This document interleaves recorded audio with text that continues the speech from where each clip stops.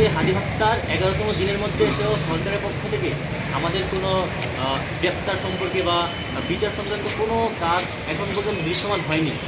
একটি হত্যা যখন একটি হত্যার বিচার ছাড়া যখন এটা পার হয়ে যায়, বিচার ছাড়া যখন বিচারটা সামনের দিকে পার হয়ে যায়, তখন যে দুষ্কৃতিকারীরা তারা হচ্ছে আরেকটা হত্যাকাণ্ড ঘটানোর ব্যাপারে কোনো রকম চিন্তাভাবনা করে না। এটা হচ্ছে আমাদের মাথায় রাখতে হবে। আমরা ইতিমধ্যে দেখতে পাচ্ছি যে গতকালকে একটি সংবাদ হয়েছে যে ভারতে 2 জন গ্রেপ্তার হয়েছে হাদি হত্যার বিচারের সাথে তারা জড়িত, কিন্তু তারপরে এটা বাংলাদেশ প্রথম নিউজ করছে। তো পরে হচ্ছে ভারত মিডিয়া বলছে যে এটা কোনো নজির নেই। অর্থাৎ আমরা স্পষ্ট সরকারকে বলতে চাই, আপনাদের মধ্যে যদি কেউ ভারতীয় আধিপত্যবাদ ঘাপটি মেরে থাকে, আপনারা এটা প্রকাশ করে দেন। বাংলাদেশের জনগণ তো আপনাদের পাশে আছে।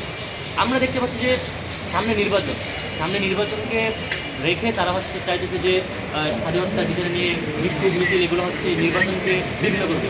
আমরা নির্বাচন বিঘ্ন করার পক্ষে নই। আমরা তো চাই একটা সুষ্ঠু নির্বাচন হোক, এবং এই সুষ্ঠু নির্বাচনের জন্য সরকারকে যত ধরনের সহায়তা করার আমরা তরুণ প্রজন্ম থেকে শুরু করে বাংলাদেশের জনগণ তাকে সেটা করবে।